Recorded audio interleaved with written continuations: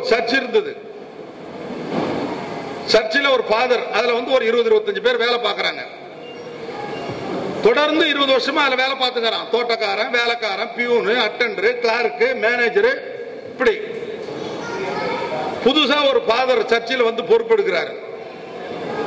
எடுத்த உடனே ஒரு கண்டிஷன் போடுறாரு. குறைந்தபட்சம் 5வது படிச்சிருக்கிறோம் தான் இந்த சர்ச்சில் வேலை பார்க்கணும். படிக்காத ஒருத்த கூட சர்ச்சில் வேலை பார்க்க கூடாதுன்னா. பாவம் தோட்டக்காரன் படிக்கவே இல்லை. இப்படி ஒரு 4-5 பேர் படிக்கல, படிக்காதெல்லாம் வேலையை விட்டு அனுப்பிச்சாச்சு. அந்த ஒரு தோட்டக்காரன் மட்டும் 27 வருஷமா அந்த சர்ச்சில் வேலை பார்த்து கல்யாணம் பண்ணி பிள்ளைய பெற்று இப்ப படிக்கலன்னு அனுப்பிட்டாங்கன்னு தினந்தோறும் சர்ச்சு முன்னாடி வந்து உட்காந்துருப்பான் மரத்தடியில.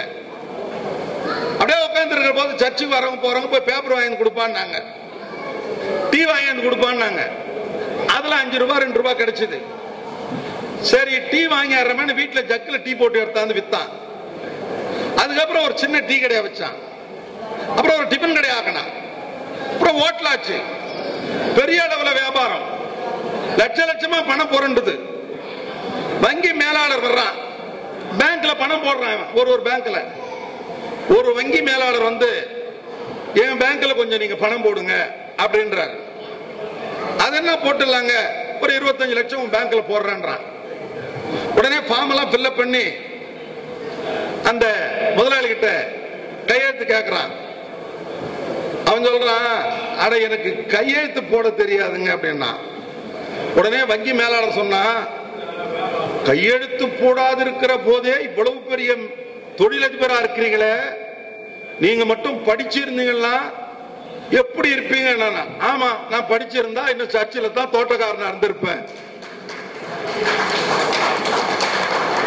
என்ன வேலை விட்டு நிறுத்திருக்க மாட்டாங்க.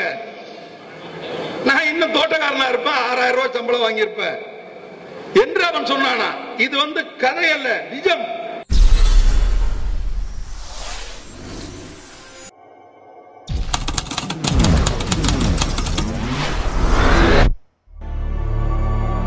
இந்த வீடியோ பிடிச்சிருந்தா லைக் பண்ணுங்க, ஷேர் பண்ணுங்க, கமெண்ட் பண்ணுங்க, அப்படியே சப்ஸ்கிரைப் பண்ணுங்க.